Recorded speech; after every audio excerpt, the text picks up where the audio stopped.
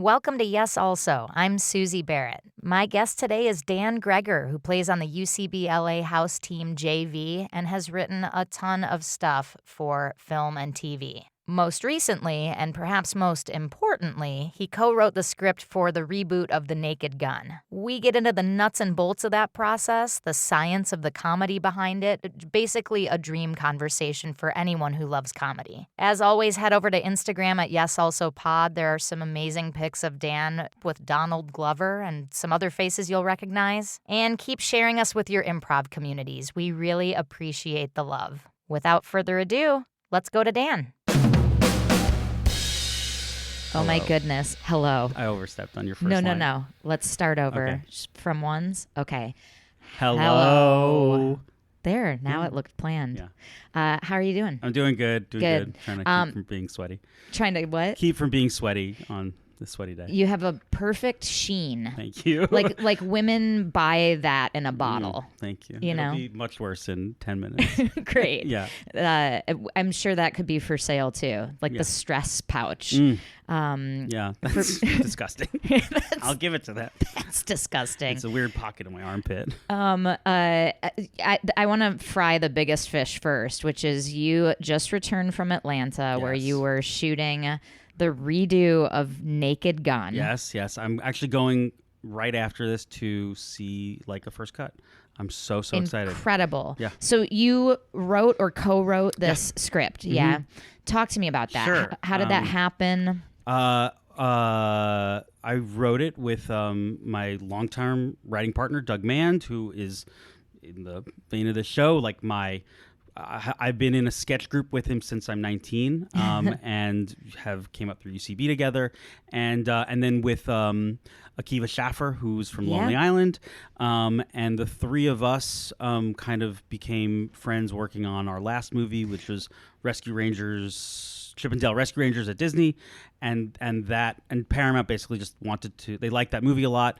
They felt very negged by the ugly Sonic character in it. I don't know if you've ever seen it, but there's a character in the movie. It's sort of a Roger Rabbit-y movie, and so it's like cartoons in the real world. And if you remember vaguely the failed launch of Sonic the Hedgehog, where he was disgusting to look at.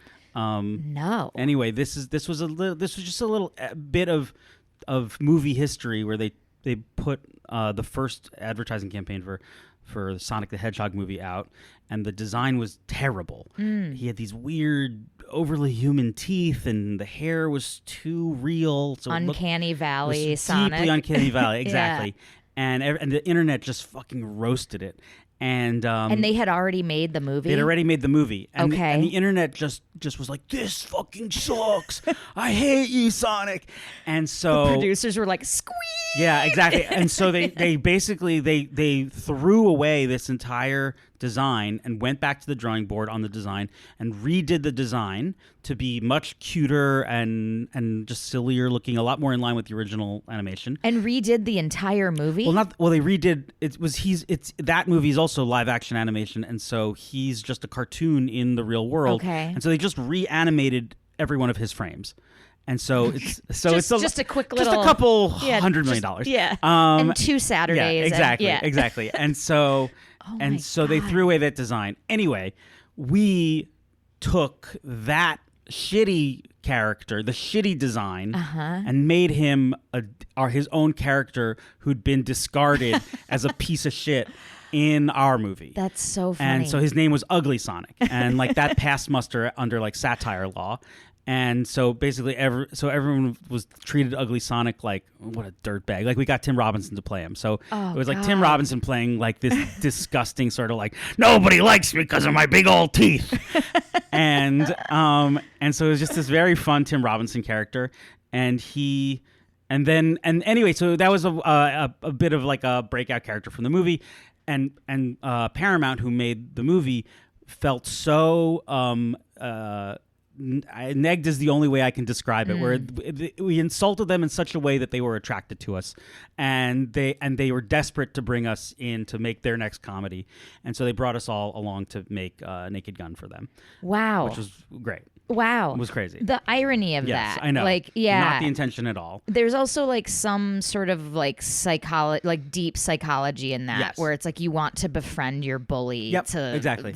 help them stop Yes. beating you up. Was obviously never the intention to like make the executives at Paramount feel bad. Right. It was just a funny bit of pop culture that we were like sort of spoofing. Yeah, and it's a great joke. Yes. It fits with like this wonderful sort of it's a way of breaking a fourth wall, like Spider-Verse is doing it, where it's like, okay, since we live in a world where this has happened, what if the cartoon universe also has this? Exactly. It's yes-anding. Yeah, exactly. It's like second beats, like, okay, since we had this first beat where this happened, what if we explore it now and blow out the world? Right. Rescue Rangers was like entirely that. It was the most fun yes and on a world that I'd ever gotten to actually like make professionally, because it really was asking every single, if that then what else question about a world where it's like, okay, like what what are the criminals like? Where do they live? The criminals in our world were basically it was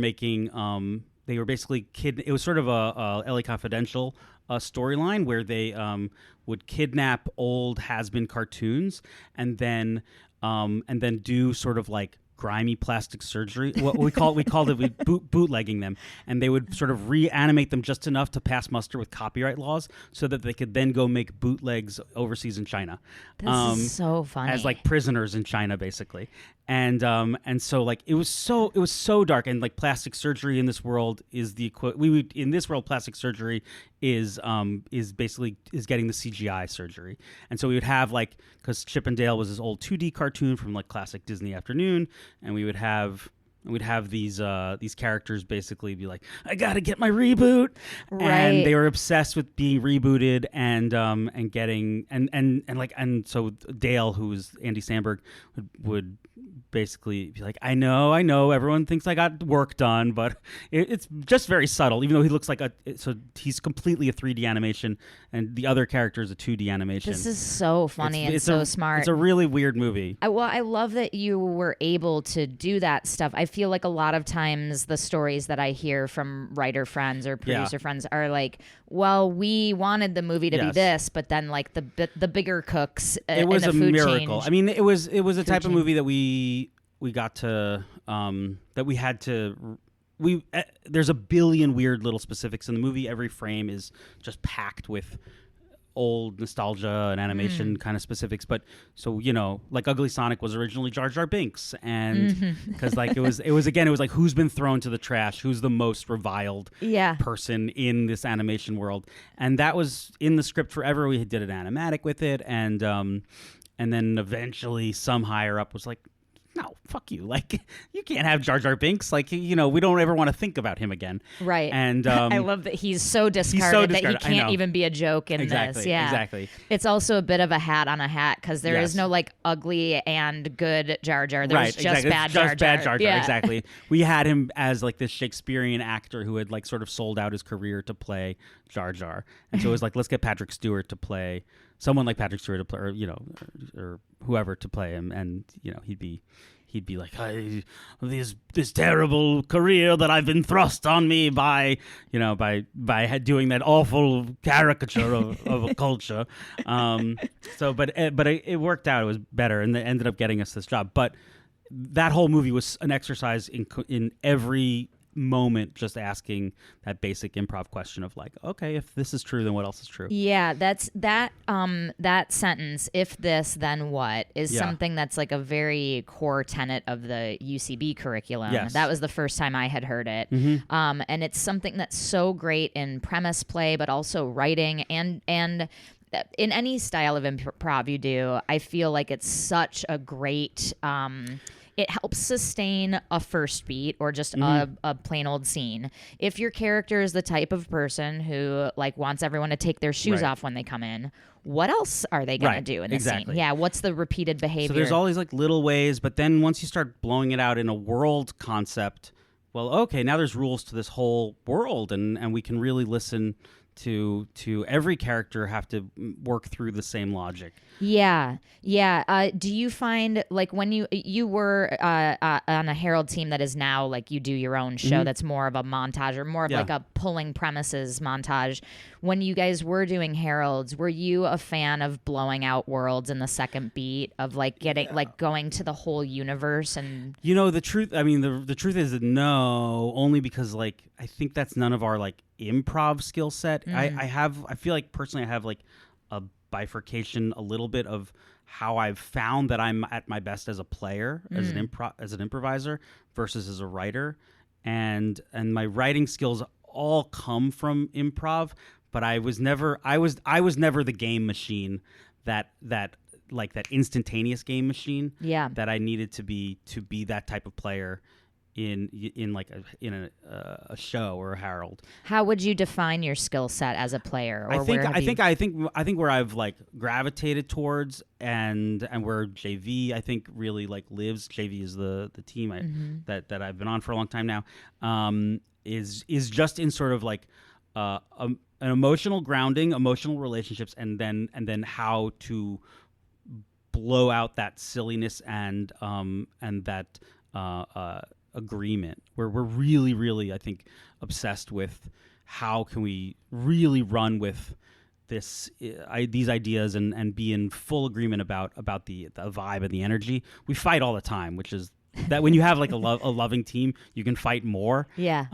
And so I think that for myself and the team at large, I think we're much more emotion based and character based, but very silly. I don't know a better way to say it. Like it's not. I even though I love doing and I love watching the like really grounded character work stuff, and I would love to do more of it. But as a team and just our vibe, I think with this we really let joy and love and silliness hopefully like lead. Yeah. A show of yours that I saw maybe a month ago, there was a scene, it was like a group scene, and Nick it was kids in a classroom asking questions, and the teacher said an answer to something, and Nick Mandernack was playing like kind of a kid with attitude, and he raised his hand and went, "Permission to swear," or "Permission to curse," and the teacher went, "Yeah," and he goes, "That's fucked up," and then that moment then became a rule that everyone was following. Right. So everyone's like, permission to curse. Right.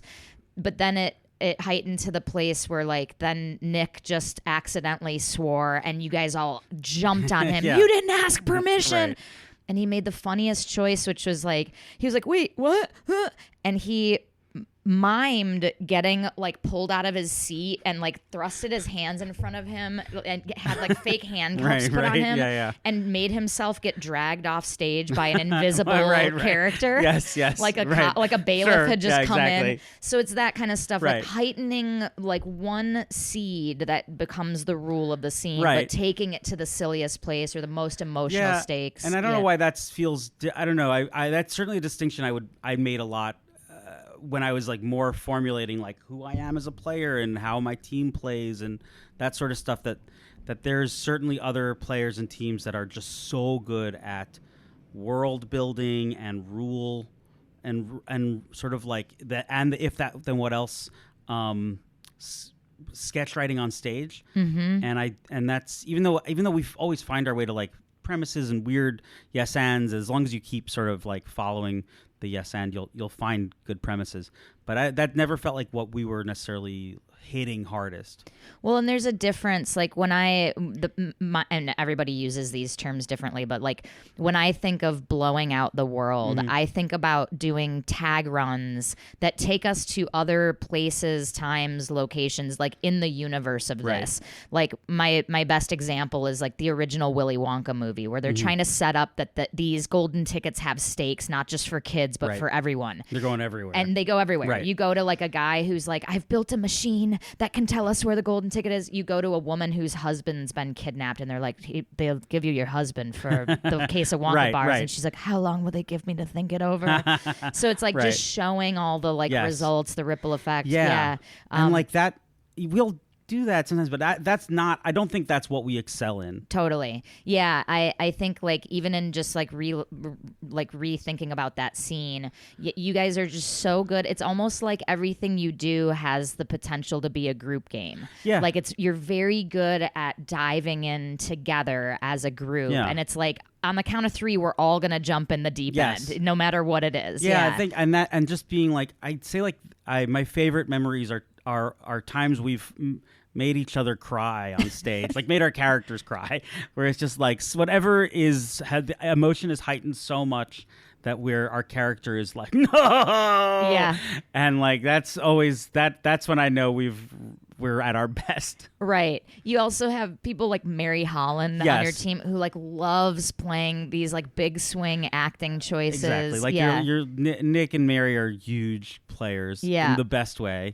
And then Casey Faye also is like this glue player. He can always just make it's such a luxury when you have someone who is going to sweep up after you, and you're like make it make sense, right? Exactly. Or like take it back to the callback, exactly. Right. Nick is our editor. We've basically all given up on editing. We're like, Nick, you're going to edit. Is he really the only one who edits? I mean, he's not, but I'd say he's 80% of our edits. That's so funny because we're just like, it's Nick's job at this point. We're like, it's really it's when Nick misses a show, we all have to check in and be like, there's no one to edit tonight. Right. It's our responsibility again. It's so funny. Yeah. It's like when a captain is injured and they give someone else the C on their jersey. Exactly. Like you have to give someone the Nick name tag. I got to edit. I got to wear a scissor on my shirt. Yeah. I wear a scissor. Yeah. I carry a pair of scissors and I slowly, carefully walk across the stage. Just let everyone know I'm editing now. I'm editing. Yeah. So I do want to get to like your experience with Naked Gun, but I want to reverse and talk about you and your writing partner meeting. And did you say like I need to clarify, you guys and Akiva were on a sketch group together, or you met him later? Akiva and Doug and I met doing Rescue Rangers. Got it. And so yeah, and then we became friends and we're. Take me back to the very beginning. Did it start as improv? Did it start as sketch? Yeah, it started. It started at NYU. As this group Hammercats. Great name. Thank you. Is this undergrad at NYU? This is undergrad at NYU, and we and I'm like I started this sketch group with some other people, an amazing group of people. Donald Glover, Fran Gillespie, DC Pearson, Dominic Durkis. You guys were all at NYU together? We were this group Hammercats with Doug and Greg Burke and Lou Perez, who are another amazing New York sketch team, and so we were sort of the sketch group at NYU. Then simultaneously, I'd started this NYU improv troupe called Danger Box. You started that? I was like me and another guy started that. It was a short form group called Camp Onawana Swim Team, and then I joined like the second week of it, and I was like, I think we should do long form, and we turned it into a long form group, and that also sort of both of those groups sort of ended up sort of merging, but became an improv sketch sort of continuum. Let's pause here. Yeah. What was the impetus? Like, what was the juice and the drive inside of you that made you the person to start both of these things? Were you always like comedically inclined? Were you on a drive to be a career comedian? I had very bad stage fright as a kid, and then I had a very wonderful sleepaway camp counselor who put me in like the camp play with like a one line role where he was like, you'll get a laugh. Like I was always pretty funny, but I was very like I was snarky and I don't know. I wouldn't say I was like the class clown, but I was probably the class punch-up writer. Yeah, that's right. Exactly. Yeah, exactly. I don't know. I was certainly like, I was very sarcastic and biting, probably in a way that I would smack myself now if I met that person. Kids don't know how to control their humor and filter it through like social mores, and I grew up very religious, and I went to like a very religious Jewish school, and I really bristled at it. I was so filled with anger every day over being made to like live through this nonsense. So you weren't religious. My the water was, you were yes, swimming exactly. in was religious. Yeah. And from my youngest age, I was just this very. I was an angry atheist from like as early as I can remember. Isn't that wild? Crazy. You're so lucky that you had your own like central identity, even amidst all of the like what could be called brainwashing. It's not necessarily, but for some, yes, it definitely is. But cultural influence that was like all pervasive, and you were like, no, this is what I think. You were critically thinking as an 8-year-old, and it was just so plain that these people were full of shit. Yeah, and so humor really became this sort of like way that I would take a. I would just be always arguing with them about the Bible. Where I'd be like, what, cotton and nylon can't mix. What are you fucking talking? Right. Polyester is a problem for like that's in the Bible. Like polyester and cotton are not supposed to mix. Who lives like that? Right. And also then we are all going to hell because everything's a mixed fabric. I mean, now. and those are the big things really where it's just like, wait, really? Like, do you really think that like everyone who doesn't believe what we believe is bad? I was sidebar. I was raised Catholic, and then my mom became born again Christian when she started dating my stepdad. And literally in one night, she like came and sat on my bed. I was like 11, and she was like, "Remember how I said like you had to pray the rosary to Mary, or you're going to hell? Now we don't do that. Oh my God. Now if you do pray to Mary, you're going to hell." But that was like such a gift. And a comedian was born. Yes, because critical thinking was forced upon you. Yes. And I was like, wait, all these adults like think they have to like stay in these boxes, and literally in one day, it's just the opposite became when you're going to hell. Right. Then there is no objective reality, and you're just doing this for some social desire. Yeah. It's one of two things. You're doing it for a social desire, or you're sincerely fucking brainwashed. Yeah. And no offense to anybody who actually finds spiritual value enjoy meditation. Yes. And which is lovely. My wife meditates. I've meditated many times. Yeah. That's not meditation religion. Is so different. That's different. It's just different. That's not dogma. Yeah, exactly. And that's not exactly. You have to wear this type of hat. Yeah, and exactly. Or you'll go to hell. Yeah. And anyone who's not wearing it is definitely going to hell. Right. And it has to be these measurements. And if your tailor measures it wrong, then you're going to hell. Oh, yeah. This hat is the wrong shade of hat. So I think that's where I developed a sense of humor, because it was so baked into like, I don't know a better way to say it, but being really critical towards the education and upbringing I was living in. And so I was just a very snarky, sarcastic, like critical kid. And then and that became a sense of humor in certain ways. That then I did have very bad stage fright forever. Thankfully, a lovely, wonderful camp counselor gave me the opportunity to he was like, "You're really funny, but you just refuse to do any of this publicly." But he gave me this one-line role in the play. We did Willy Wonka, and on the subject, and he just made me the newscaster. And again, this is sleepaway camp kind of theater where the counselors are changing everything. You're doing inside jokes. It's not theater. Right. It's as much like talent show as it is theater. It's like the only genre that actually you can apply the word skit to. Yeah, that's exactly rather right. Than that's sketch. Exactly right. And so anyway, but he just he gave me a one-line joke where I gave a joke and then I revealed as the newscaster I had not been wearing underwear. I got up, right? Yeah, crazy. But it got a huge laugh and I was fucking addicted. And I was like, that's the best thing I've ever felt in my life, was like a room of people laughing. And then so then I went back to high school the next year and I joined the high school sketch team. And that was you had an existing sketch team in your high school. Yeah. Yes. Incredible. Yes, it was. Yes. Basically. Was this in New York? This is in Long Island, New York. Yeah. Mm-hmm. Wow, you're so lucky. That's so cool. I know, it was amazing. It was like this yearly sort of cabaret night talent show, and so there was like musicians and dancers, and there was a sketch team, and so. Yeah, awesome. Yeah. Okay, so from all of this, did you go to NYU? Were you a filmer? No, I went. I still didn't have the nerve to tell my father that this was who I was, and I was like, I'm an artist. I couldn't say that. He insisted that I had to be a lawyer, and so I went to school to be a lawyer. And I went to Brandeis University my freshman year. It's a very boring place outside of Boston, and I hated it so much. And then I just truly I visited a friend at NYU one weekend in New York, and he took me to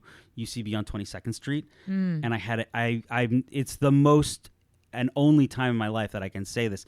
I had what felt like a religious awakening. Wow. I saw respect. Because they were wearing the right hats? Exactly. And their garments were cut at the appropriate length. Yep. You could tell from a distance exactly. it was all consistently linen or cotton. Those are pious improvisers. And so I saw Respecto Montalban, which was Rob Ubel, Rob Riggle, Chad Carter, Donna Fineglass, Jackie Clark, who became my coach forever, Daniel Schneider. I'm forgetting someone. Owen Burke. And I really had I was like, oh my God, that's a thing. I was so overwhelmed with how amazing it was, how the show was so funny, and just the idea of making comedy that quickly and amazingly. I was overwhelmed. I went home that the next morning, and I filed to transfer to NYU. Wow. And within a couple months I was at NYU.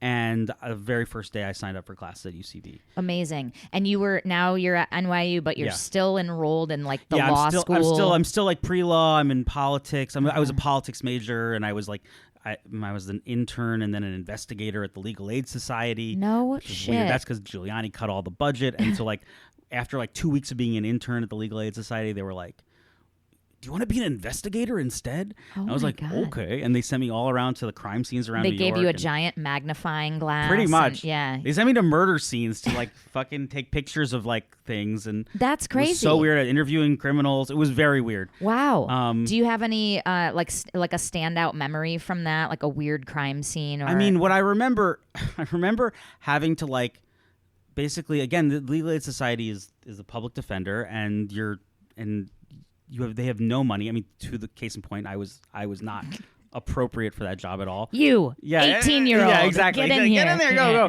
I remember I had to climb a fence to take a picture of a car that had been in a crime, because they weren't able to get. They needed the picture for something, and I do remember going to an apartment in the Bronx that I was like, oh, this is very dangerous.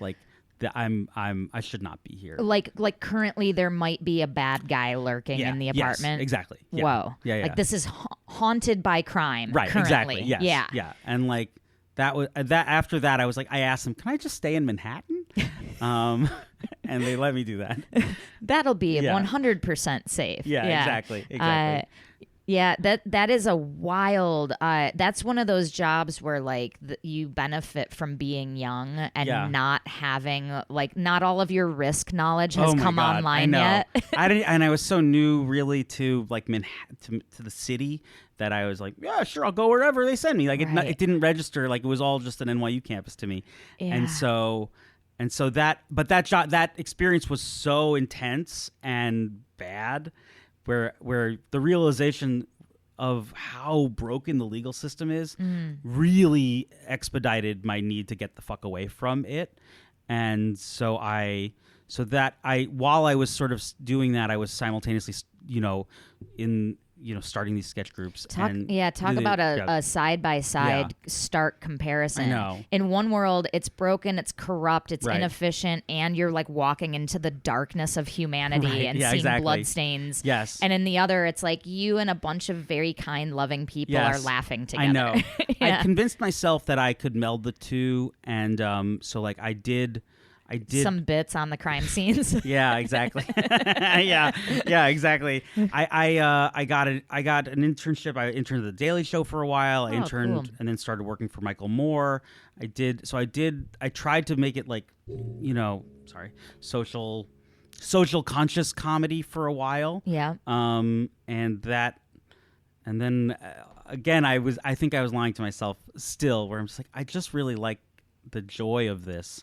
The joy it brings me to do comedy as an improviser, as a writer, as a sketch comedian, is so much more, is really what I'm in this for. I don't know a better way to say it. And in a way, you could frame it as like being a little bit selfish or self-serving because it's like, well, it's so enjoyable to me. There's nothing unenjoyable about it. In another way, it is also socially serving because you are making people laugh. You can help bring awareness to things with satire. Like I honestly think my true belief now is that like you're more likely to just affect change through positivity than through no offense to all of my wonderful friends who've been at the Daily Show or anything, but the satire is in those formats is so preaching to the choir, and you really started to see it after Trump, where it just was like the way people are reacting to the jokes here are not laughter anymore. It's applause. Right. And that's so what are you even accomplishing anymore? Right. There's no a realization. There's just yes, exactly. One of my biggest comedy regrets is in the lead up to the 2016 election, Funny or Die convinced like me and my wife to Rachel Bloom, who's like a wonderful comedian and singer. Sick name drop. Yeah, exactly. Creator and star of Crazy Ex-Girlfriend. Crazy Ex-Girlfriend. Yeah. But they convinced us to make like a Hillary Clinton song, and we did a sort of a parody adjacent celebrity, We Are the World kind of thing. You remember in that election there were so many. Like, oh, look at all these celebrities. It's Iron Man and Don Cheadle. Right. And they're singing and they're talking about how you got to vote for Hillary. And so we did a sort of song parody-ish vein of that. And it came out great. It was funny and it was good.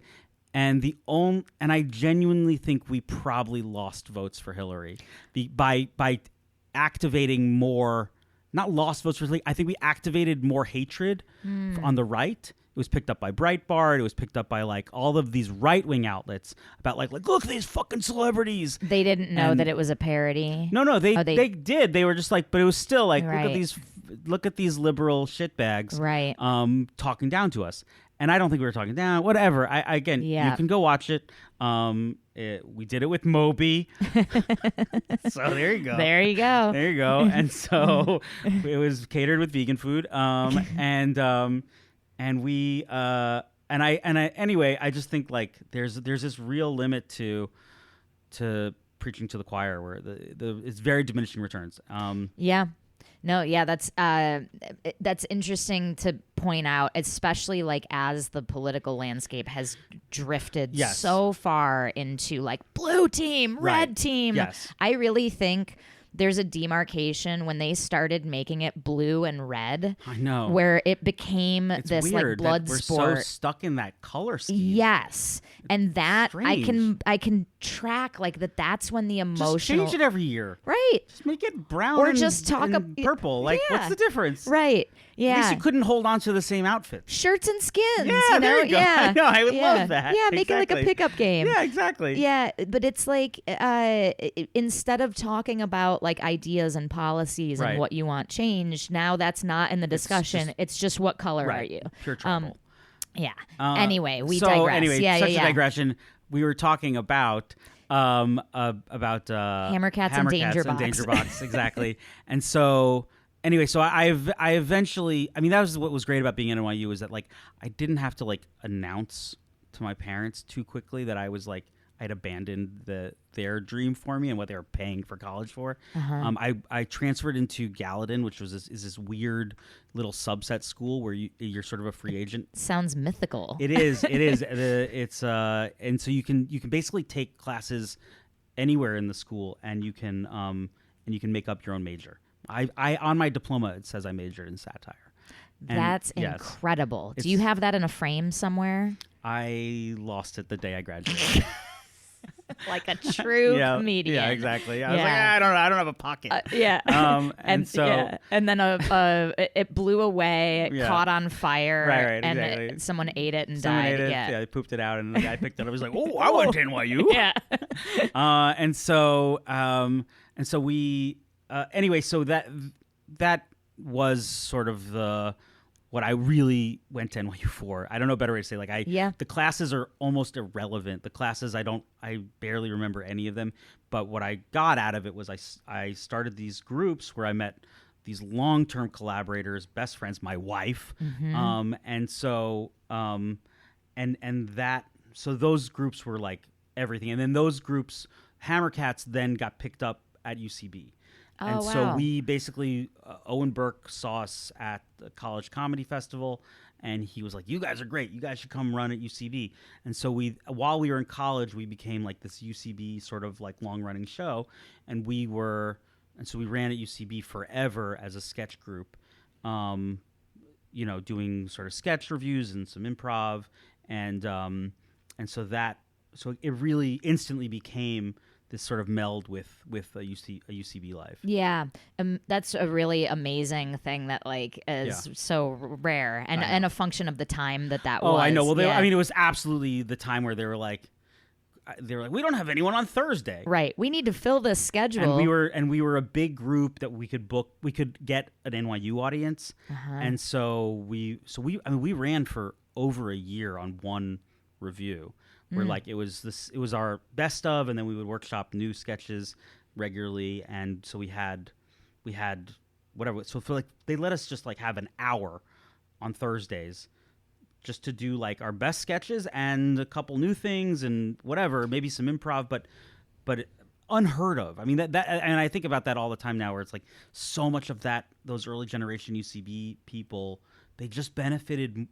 As talented and brilliant as they are, they benefited more than anything from time. Yeah. Where it's like the amount of stage time that they had access to, like coming into the theater when it was still very, unformed and burgeoning, is so unheard of now. Right. And that, I just think that, and that's, we benefited tremendously from just being able to keep workshopping and keep being on that stage no matter what. Yeah.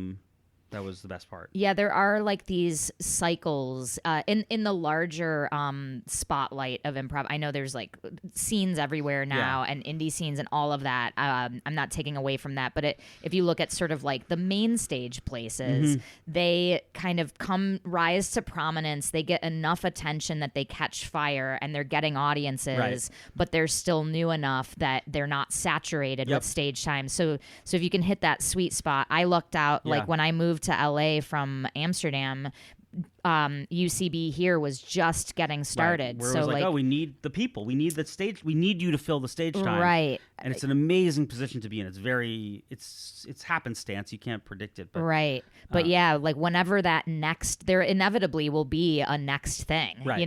We had the IO era, the UCB era. Like, what's the next big fire catcher? It might just be TikTok. I mean, it might be TikTok. I gotta get to that theater and talk to the artistic director. Yeah. He's Chinese and he's spying on us. He's spying on us. Exactly. Man, but when they have auditions, I'm really gonna get in there. I think you might be hit with the kids.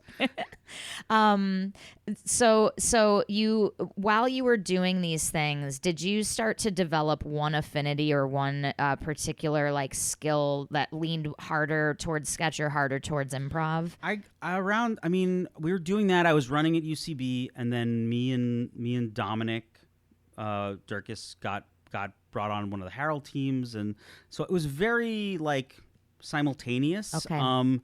But the sketch stuff was always more successful and more. Why? Well, look, I mean, I think on a base level, writing things that are written are just, you can sell. Like improv is very ephemeral. It's you have to get to such a consistent level of home runs to be marketable as an improv thing. Right. Because a newer improviser or a newer team doesn't have the hit rate. Yes, to exactly. be brought on. You need to know that if I'm inviting some TV executive to this show, it's gonna be a home run. Yeah. Because you only get one shot on an invite like that. Yeah. And so that part. So we were a very good sketch team, and I think the improv was a little more young. We were all very green as improvisers. We were good and we were funny naturally, but I think the improv just wasn't at the same par. And I think the sketch we just excelled at more and harder, and then you start getting work, and then that just is a natural cycle. You were getting work out of people seeing your sketch group? Yeah, we would we would get dumb, talking head things or commercials or something like that. But at the very least, I mean, at that time, you're like, I got a fucking commercial. Like, I mean, at that's this everything. time, Right? I'm Exactly. like that. Yeah, exactly. Yeah. Like that's everything. And so, I mean, even just any inkling of like approval that you're like, no, this is good and it's real, was enormous. Yeah. And so that created its own momentum. And so I always kept doing improv. It's always been my I don't know a better way to say my love. Like I love it so much. My tender, sweet, and meaningful love. When we lost it in the pandemic, it clarified a lot of things for me. Same. Where I was just like, oh wow, like it just registered to me how much I emotionally needed it. Yes. I don't know, and I go to therapy, and I have a loving wife that I talk to, and I've relationships and friends, and I have other artistic venues, and none of it replaced improv. Yeah. To me, it felt like we were like frogs and the pond had been drained. Yeah. Where it's like, yeah, I can survive. Yeah. It's like not fun anymore. I know. And I don't like, know. I can't There's swim. a little sparkle that dulled in my brain. Yes. And so I love it so much. And so anyway, I love this podcast. I'm a big fan. I love improv, and I've been doing it, since I'm 19. Yeah. And I'm a lot older than that now. And it's and there's just something that I like, and it's infused every part of my life. I mean, that's like all of the sketch writing is still baked on top of the improv principles. Because you guys started out, like, was Doug an improviser as well? Not really, no. Okay. Doug wasn't. I mean, we sort of forced him to try it. But like he didn't care about it. And there was a mix of people who were more and less interested in improv in the sketch half. Some of the sketch people were more like coming from an acting background, and they were just looking. This is like, oh, this is a great way to really express my acting chops, and we were all really wanted to be writers in some way or another. Mm-hmm. But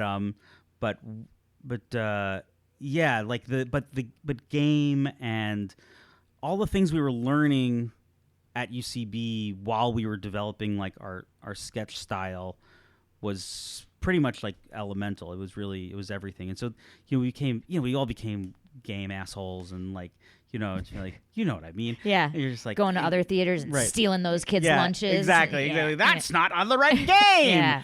I remember it blowing my mind, like when I first started, because like UCB and game training came at the end of my like improv educational career, and it was so like. I mean, truly like Wizard of Oz suddenly being in color. Like I was like, wait, like everything made sense. And going back then and looking at SNL sketches and being like, this one's successful because it's about one unusual thing. Yes. This one is not, and because there's three things that are unusual. Yes. Yeah. And they're just fishing for jokes. Yeah. And that vibe of fishing for jokes is so unsustainable.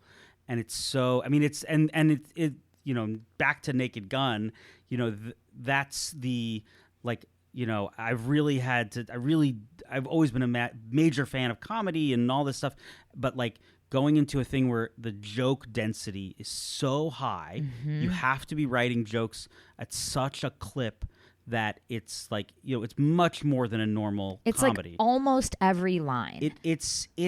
You're at a pace where it's like, pretty much. Yeah, like every 3 lines. Yeah, exactly, maybe. exactly. At least a couple or 3 a page. You really can't go.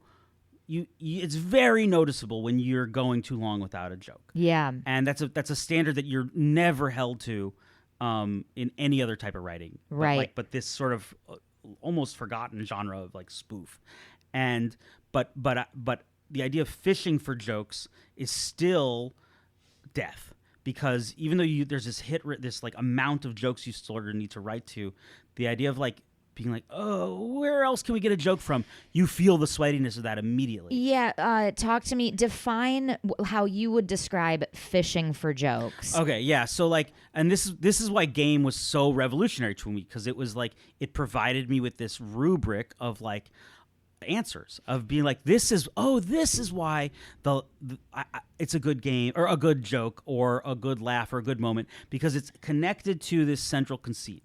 And for any new listeners who maybe haven't had UCB training, when we say game, it's like the game of the scene. We mean there's one unusual thing about this scene or this character, and that's what we are exploring. And everything else is like in service of like heightening and exploring that unusual thing. And so Naked Gun, once we sort of clicked into the point of it, and I think the failing of other spoof movies is in not recognizing this.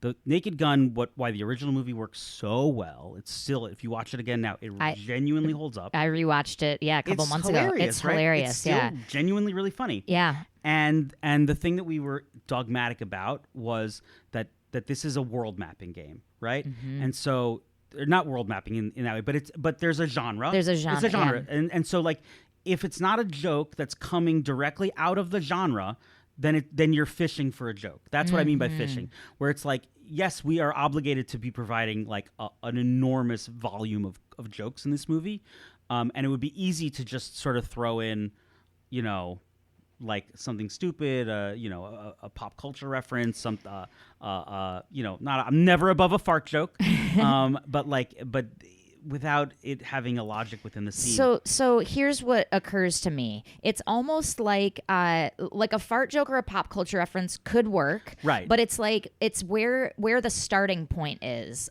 Like, rather than starting with where can we work in a TikTok reference?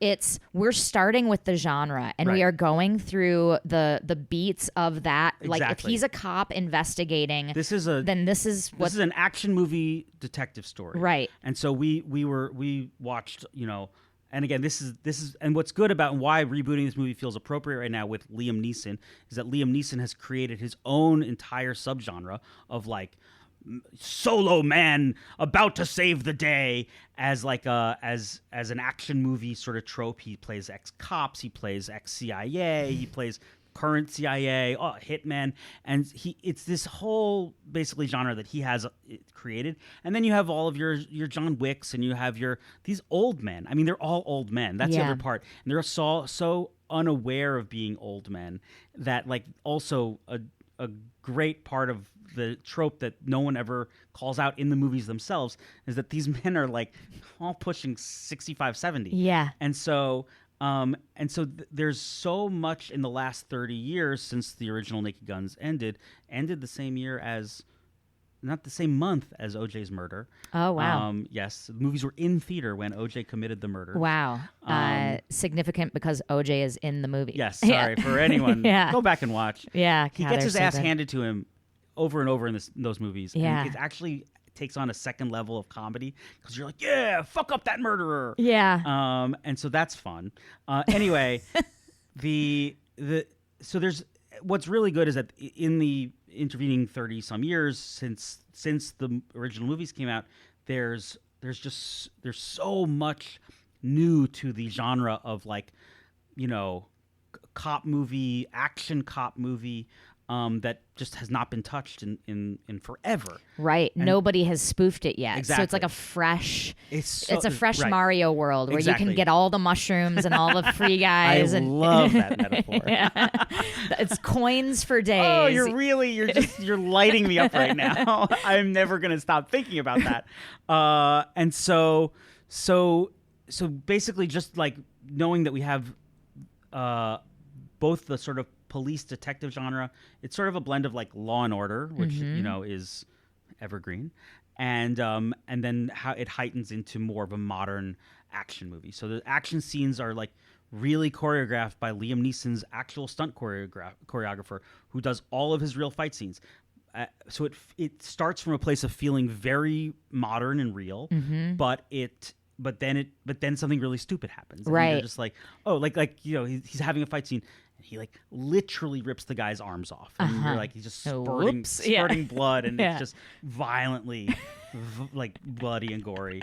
And so, And to clarify, Liam Neeson is the lead in this. he's Frank Drebin, yeah. the lead in this, and Leslie Nielsen previously played him. I would make that mistake constantly Yeah. in the development of this movie, where I would constantly accidentally say Leslie Nielsen instead of Yeah. Liam Neeson. I did it with you when I Yeah. was like, "How was Leslie Yeah. Nielsen?" You're like, Dead. "The original." Yeah, he's fucking dead now. Yeah, exactly. What I love about what you all did with this is so anytime someone takes on a beloved franchise that's like classic Yes. canon, you want to honor the original enough. You want to like pay homage to it, and you want it to be like enough the same that it deserves being called Right. the same title. Yes. What I love is that the original was based on a drama series called Police Squad. Which is based on, I mean, and this is where Airplane did it also. Yeah. It's based on M Squad, which is an even earlier Hilarious. 1960s police procedural that they were obsessed with. If you go back and watch M Squad and then watch Police Squad, you'll realize that they were actually doing shot-for-shot spoofs of M Squad, which is how they created. It's the same rubric they did for Airplane, which is they had 0 Hour, which is this 1950s soapy airplane disaster movie. And then Airport, right? Which was a series, or no? No. 0 Hour is 0 Hour. Gotcha. Is this movie that they basically just saw late night on TV one night, and they all just sort of Mystery Science Theater 3000 it. Yeah. They're like, this is so stupid, and they would like say lines over it, and they were like, oh, this could be a whole movie, Right. And that became Airplane. And so just taking a piece of existing property and then just sort of making the joke version of the exact thing, Right. was their rubric for that. They did it again for Police Squad, which became Naked Gun. Got it. Yes. So yes, and casting, Leslie Nielsen, who was strictly a dramatic Yes. actor before these movies, Exactly. and playing it totally, absolutely straight. Yes. Like if you had the sound turned down and didn't know that Right. he was saying Yep. jokes, that you would think this was one of those movies or one of those shows. What I love is you guys didn't keep that same like fish tank water of Police Squad.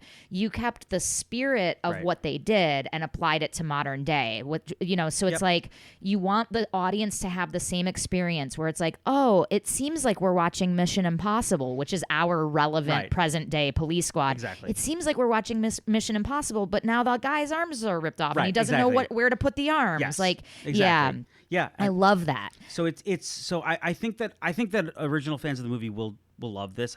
Because we have our little nods to it. We have our Easter eggs, and the spirit I think is absolutely there.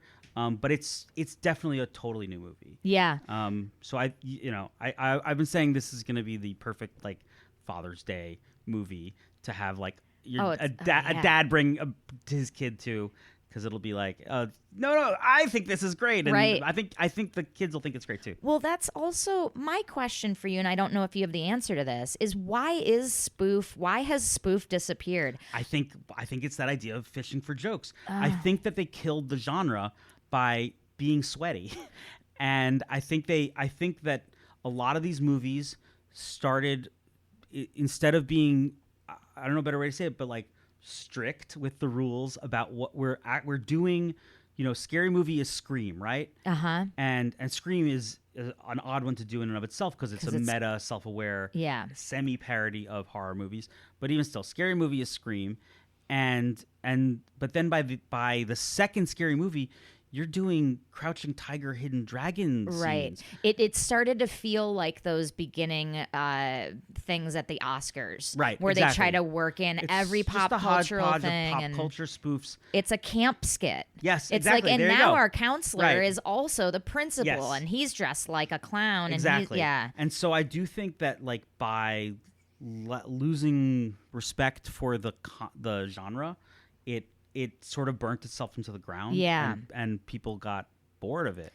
Well, and then you have the whole new generation that like only saw those, and they were like, Right. "Yeah, this isn't that funny." Right, exactly. But it's like I show my girlfriend because she didn't grow up with like Airplane or Yeah. Hot Shots or any of these, so we're like working our way through Oh, all of that's them. awesome. She's I like, love it. "These are fucking great." I'm That's like, great. "Yes." You never get it's such a joy now, to be in a world of big comedy where it's just like, oh my god, like I just love that they're trying to make me laugh all the time. Right. Even you watch I rewatched Spaceballs, which I fucking love. Yeah. I loved so much as a kid. And I quote that movie so much. endlessly. Yeah. I do too. Yeah. And I made my daughter watch it and she loved it. Oh, great. She's 4. Oh, great. But rewatching it for the first time in a handful of years, I was like, oh, not everything works. Oh, there's a ton of problematic yes. stuff. Oh, the problematic stuff. Look, that's going to happen. That's going to anyone. happen on every comedy, Yeah. especially when you're trying so hard to like do stuff. But even giving them the grace of that, there's just shitty jokes. Yeah. But it almost doesn't. It all gets by on like volume, where you're like, oh, as long as I'm just along for the ride, in a couple minutes I'll be laughing again because they're trying to make it funny regularly. Right. Yeah. And when you're talking about like this is a perfect Father's Day movie, I'm like, right, because like even of any generation, Yes, like your 80-year-old father and you right. will love it. Yes. Like you will love it with your daughter. Yes. It's so cross generational. And I think like an important distinction about these is like when you say it's so good to see a big hard comedy that's like making you laugh all the time. Right. The thing that makes it work and grounds it is the straight facedness. Oh my god. The yes. serious music. Yes. The way it's shot. Like it's not silly. It's not clumps. You have to be. You no have offense, to, Ryan. Yeah. Ryan's fucking fuming over there. Fuming. Jesus, Ryan, put that down. Yeah, I mean, look, and like you have like Mel Brooks and you have Austin Powers, Sure. and they're all sort of adjacent to this stuff, and they have different levels of winkiness, of Yep. self-awareness. So there's room for choice in this type of movie. Yeah. But I do agree that I do think it's why those Zucker Brothers movies held up better. Yeah. Because they're weirdly more timeless, and there's less self-congratulatory feeling of like, this is really funny, even though obviously these movies are attempting to be very funny. Yeah.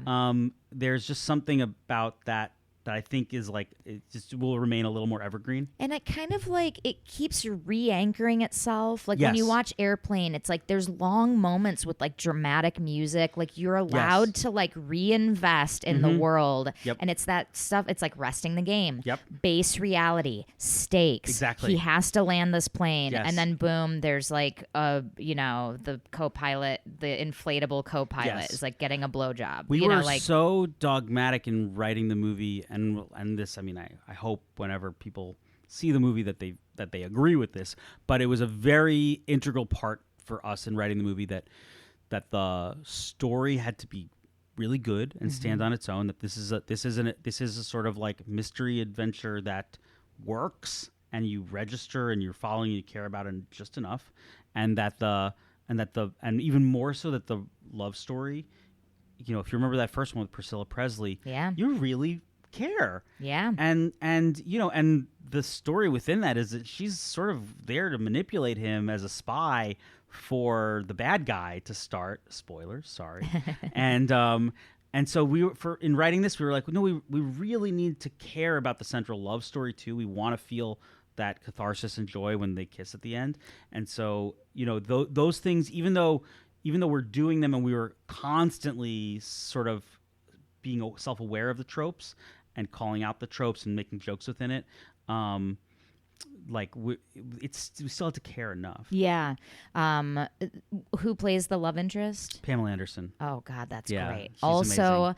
equivalent. It's like what's the 1-to-1 of Leslie Nielsen Yep. and Priscilla Presley? It's like Yeah. Liam Neeson and She's Pam sort Anderson. of this, and we're so lucky we got her in this exact moment. She's sort of this beloved sort of cultural icon who is also hasn't been overexposed in the last chunk of time. Right. You know. And has gained respect. Yeah, I know, Like a I know. rocky start, and I know. now has like her own like Right. empowered following. And Exactly. yeah, that's great. She's amazing. How She's was gonna be her great. acting?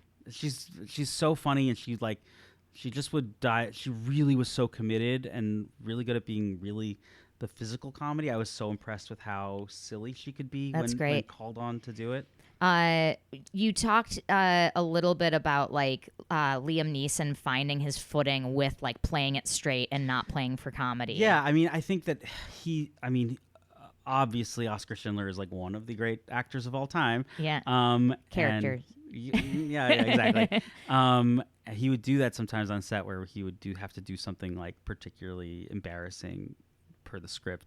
And when they'd call cut, he would go, "I'm Oscar Schindler, damn it! What's happened to me?" He was so into it. That's so it was great. Funny. Yeah, it was great. I mean, like to the point where I was like, should we write that as a line in the movie? But it was like, maybe a step too meta. Yeah. But he's so funny. He basically, I mean, he's never done anything like this. It's one of the reasons that I think this movie's going to do well is because he's not overexposed as a comedian. Right. And again, I'm saying things. This movie's going to do great. It's going to fucking win a Razzie, I'm sure. And but I hope that's not true. I mean, give it an Oscar. Yeah, thank you. Yeah, Thank let's you. manifest Exactly. that. Yeah. So it's so out of his wheelhouse to be weird and silly. But again, the only thing we ever asked him to do was just do the character from Taken. Like just play it as serious as you always play all of these movies that he's now done, a dozen of them in the last, 15 years. He's an ice road trucker. He's, fighting wolves. Like, yeah. you're just doing that. Be that. And the first week or so, I think he was probably a little nervous and was trying to like be a little funnier and sillier. And it was just like, no, really. What did that look like? He'd like do silly improvs and they were funny. They were funny, and in a different comedy, they would be right. They'd be great. In this one, where it's like, no, it's just serious. Yeah, you need him to be the anchor of the tone, so that the other things can kind of hitchhike onto that. Exactly, and then, but he quickly got it, and once like the crew started laughing at certain jokes that he was uncertain about, it would be very. I think he was just like, oh, okay, I get it. Right, and I see how to do this. And how to, accept it, sort of. Yeah. And then he was spectacular. I mean, to the point where, like, almost every first take was perfect. That's incredible. He's so fucking good. With perfect first takes, are you tempted then to be like, let's also try this? Like, did you have alt jokes that you wanted to work in? I mean, I was reviled, and not my fault, reviled by many people on set because it was my job to give alt jokes, and a lot of crew people are like, whoa, we just finished, why would we do it again? And you're like, because this one might be funnier. And so in the writing of this movie, we had created, for every single line, we had at least a dozen other jokes, many of them arguably better. Wow. Because sometimes we'd be like, it's a little edgy, or maybe it's pushing too far or something, or it's a little too off character. And so we had our baseline script, and then almost every joke had many alts. What is wild about that is in a script that's so dense with jokes already, times a factor of 12, like you wrote thousands of jokes. This alt packet was 900 pages. It was literally 900 pages? Literally 900 pages. Oh, my God. So psychotic. That is so amazing. So psychotic. And so, and again, you're on set, and time is everything on set. Yeah. Vibes are everything on set. And so you don't want to abuse the amount of time you have. You don't want to fuck your day by getting too many alts, because only one of them is going to end up in the movie. Yeah. And you also don't want to like tax your actor in a way that's unfair. Yeah, and tax the editors then. Screw the editors. Screw the editors. Oh no. no. I mean, I don't. But that you can't. Or tax yourselves in the edit, where that doesn't matter. That's you want that when you're in edit. You want an you're embarrassment like, of you're riches. like, thank God we have that other version. You're never happier than when past you has saved future you. Gotcha. Like, it's like the best. And so, the answer to that is too many alts rather have than options. Yep. And so that's sitcom 101. It's just the more you can get, the better. And that's not what most people in the crew want to hear. That's not what most of the actors want to hear. But in the edit, it's the best thing in the world. It also occurs to me like, man, I'd buy a bonus footage a cut of just alts. Oh like my God, I know. 2 hours of alt jokes. I know. Oh my God, we have so many amazing ones. And so again, invariably there's gonna be so many good ones that can't get in, and we wrote dozens and dozens and dozens, and then because this is Naked Gun and we were like, leave no stone unturned, we also did roundtable rooms with some of the funniest people in LA. Like we had Gil Ozeri and Megan Amram and Colton Dunn and Rachel Axler and just so many wonderful writers who like out of just like we paid them, but just out of like a joy of comedy, because again, as modern comedy writers, you rarely get to write this joke heavy. Yes. And so everyone was like, "Oh my God, this is so exciting!" I would do that for free. Yes. What an incredible, so much fun. Yeah. I definitely have comedy writer friends who were just like, just give me one page, I'll just write some jokes. Yeah. And I was like, yeah, sure. Here's some areas we're in, and like we got so many wonderful, amazing jokes. And so every line we would be like, so again, he's perfect on the first take, amazing, get it a couple times for safety, and now let's start running in some alts before the line producer is like, what the fuck are you still doing here? And like, we gotta go. Yeah. And so it was always that balance of not pissing off people too much, but making sure we got options and getting things, and hopefully leaving ourselves like no stone unturned. Yeah. And Akiva's the director is very set on doing a lot of test screenings too, and so really A/Bing jokes. Gotcha. Like, okay, well here's the same movie, but this joke versus this joke, which one got more laughs? Which is the most satisfying part about doing comedy anyway. Which is there's an actual metric for the success of it. Yeah. How does the testing work then? Like you have two different versions, basically with they'll all do different jokes, or it'll be a lot of different things. Uh-huh. And what they usually do is they'll get a movie theater, way out in like Inland Empire or something, and they'll just have actually two theaters running simultaneously. Wow. And they'll just, so that's sort of controlling for as many variables as possible. It's same type of people, same neighborhood, same time, same and place. they just change certain jokes out that they're like tossing between. Yeah. Got it. Yeah, the debates, whatever the debates are. Yeah. All right, let's try that. We're running out of time, but I want to ask you this. Like, heading into this project, did you feel the weight and the pressure of the franchise, and did that affect your writing, and how did you get into the right mindset? I mean, yes, constantly, and I'm sure when it starts coming out, it'll feel really heavy. There's been multiple attempts for 20 years to reboot this franchise that have like not worked, and so Sonic's teeth were too weird. Exactly. The internet sort of tore them apart, and it was like, and I mean, to case in point, like there was one forever where Ed Helms was going to be the new Frank Drebin, but that's the point. Ed Helms is a comedian. Yeah. And so we were dogmatic that we didn't cast a single comedian in this movie. Yeah. Like there's noticed you didn't call me. Except for Dan Black, who really pushed me very hard for a small part. And so if you don't fucking cast me in it. Yeah. That's exactly what happened. I mean, he has big muscles. He's got big muscles and he's a nice guy, but he's pushy.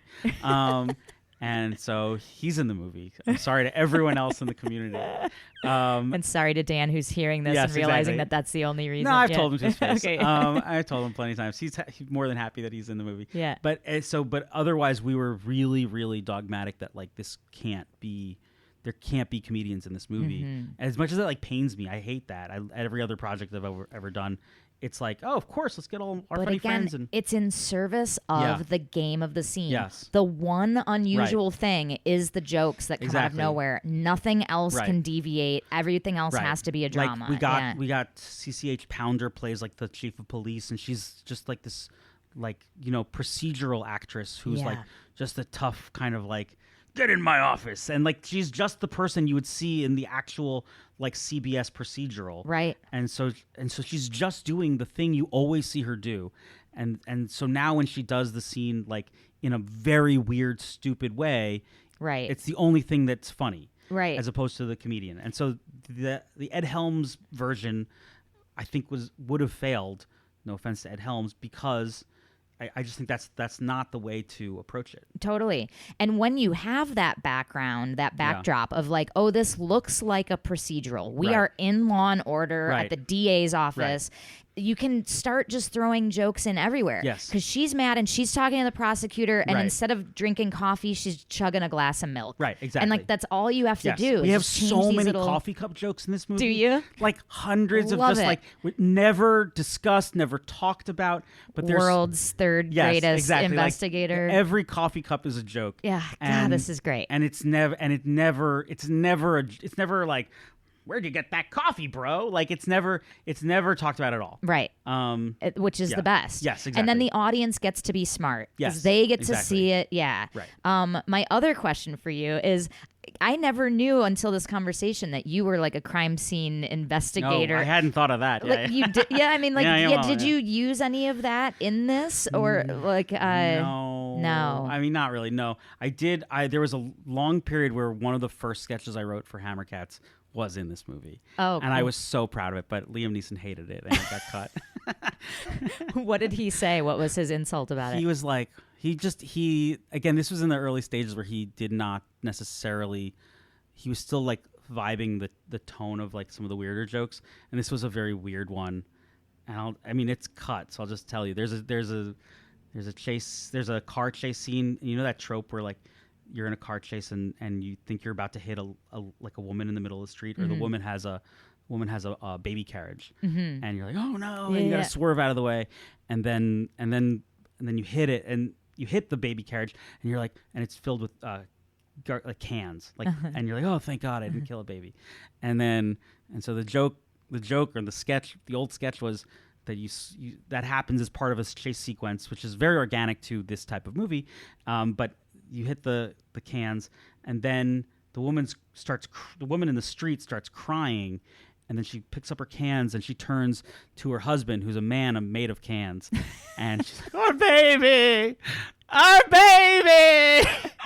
and so that was that. The can man married to the regular woman was in there as part of a chase sequence for a little while. Yeah, and didn't happen. Liam was like, can man. It is pretty otherworldly. Yeah, exactly. A little too weird. Well, I love the poetic bookends that your life started as a crime scene guy trying to be a comedian, and now you're a comedian trying to do crime scenes. Yes, fuck, it's great. Brilliant. I love it. Susie, you're a great improviser. I mean, fucking tell everyone. Just came up with that on the spot. We don't really have much more time. Just very quickly, what are your favorite types of characters to play? I love being just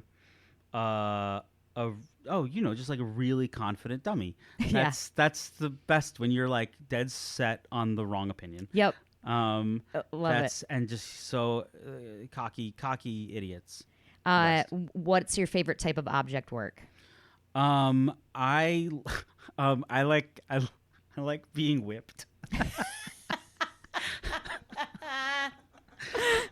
Maybe I'm saying too much about myself. Ladies, exactly. I like violence upon me. Great. Yes. And do you and Rachel have any plans for like future projects or anything in the works? I mean, so we've been doing, and we will continue to do, I'm very excited about this on an improv front, a form that we're sort of developing called the double date, where we have another couple improvisers couple. I don't know how to describe it. Basically, where one couple does one scene sort of on their way to a double date. The other couple does one scene. Oh, I love this. Preparing for the double date, and then a big 4-person group scene just sitting in that for a long scene. Amazing. As two couples on a double date. I love this. And we've been doing it with Jamie Denbo and John Ross Bowie. Oh God, what a dream team. Yeah, and so that's great. You've been performing this or rehearsing it? We've been doing it for like, we've been doing it mostly at Holy Shit Improv for, I don't know, 12 years for like the last like 9 months, just cool. Or so, every couple months or so, and then we're gonna do it again soon. Yeah, I would love to see that. Yeah, and then Rachel and I have a couple things also in the works. We're doing we just sold a sitcom called Do You Want Kids? And it is a sliding doors kind of comedy about a couple who in one universe has a child and the other doesn't. Great. And it's a public service announcement about not having kids. Kind of is. Yeah. Great. Yeah. And then when can people see Naked Gun? Naked Gun comes out next summer, the beginning of July next summer, and you can see JV. Yes. My improv team. This is an improv podcast. Every second Friday of the month at UCB Theater. And then I'm just do shows around town. Great. As needed. And they can find all of those on your social. Yeah. Oh, at Gregor Corp. Great. Yes. Yeah, I forgot you're a corporation. Yeah, I'm you're an evil mega corporation. Yeah, exactly. Perfect. I should have known by the twirling of your mustache. That's right. Exactly. Thank you for being here. Thank you, dude. I cannot wait to see this movie. Yes. And yes, everyone should go see JB. All right. Thanks, Dan. Thank you. If you have a question about improv that you would like me to ask a future guest, email it to yesalsopod@gmail.com and I will get it on the show. If you're a fan of the show, follow us on Instagram at yesalsopod. And please help us out by liking, rating, reviewing, clicking, sending, talking, and blasting us to your improv communities. That will help us out a lot. If you're a theater who would like to host us for a live recording and improv show, let us know at yesalsopod@gmail.com. A huge shout out to Ryan Rosenberg, who produced this thing with his generous help and his unlimited knowledge about all things podcast. Thanks for listening, and we will see you next week. No, we won't, Susie. That's not how podcasts work. They will see. They won't even see us. They will listen to us. So it's actually the opposite of both things you said. Thanks for listening, and you will listen to us next week. Maybe.